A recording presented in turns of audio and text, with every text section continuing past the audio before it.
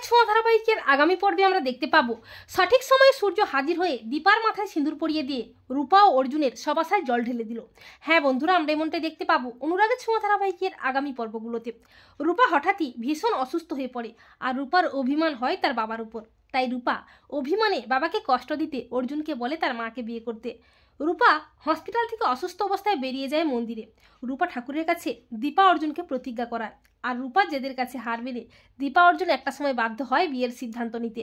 আর দীপার এই সিদ্ধান্তে লাবণ্যের ভীষণ কষ্ট হয়, তাই লাবণ্য তবলাকে আবারও অনুরোধ করে তাকে সূর্যের কাছে নিয়ে যেতে।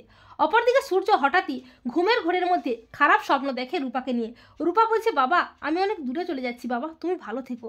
স্বপ্নটা দেখেই সূর্য চিৎকার করে ওঠে। সূর্য অস্থির হয়ে ওঠে। সূর্য বলে, এ কি স্বপ্ন দেখলাম আমি?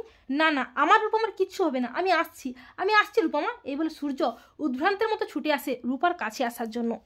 অপরদিকে রূপার অপারেশন শুরু হওয়ার আগে রূপার কথায় অর্জুন রূপার সামনে দীপার মাথায় সিঁদুর পরাবে করে।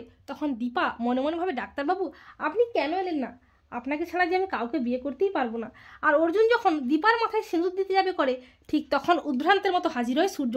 সূর্য চিৎকার করে বলে, রূপমা রূপমা। সূর্যকে দেখে চমকে যায় সবাই।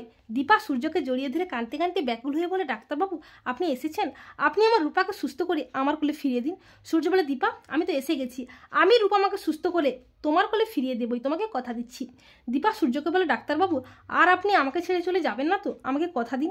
তখন সূর্য অর্জুনের হাত থেকে সিঁদুর কৌটোটা নিয়ে দীপার মাথায় সিঁদুরটা পরিয়ে দিয়ে বলে, এই আমি আমার ভালোবাসার রঙে রাঙিয়ে দিয়ে তোমাকে কথা দিচ্ছি, তোমাকে ছেড়ে আমাদের সন্তানদের ছেড়ে কোনোদিন কোথাও যাব না।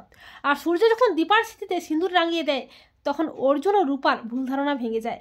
অর্জুন বুঝতে পারে দীপা কোনোদিনও তার হতো না। আসলে দীপা যে 7 জন্মের জন্য সূর্যের হয়ে গেছে।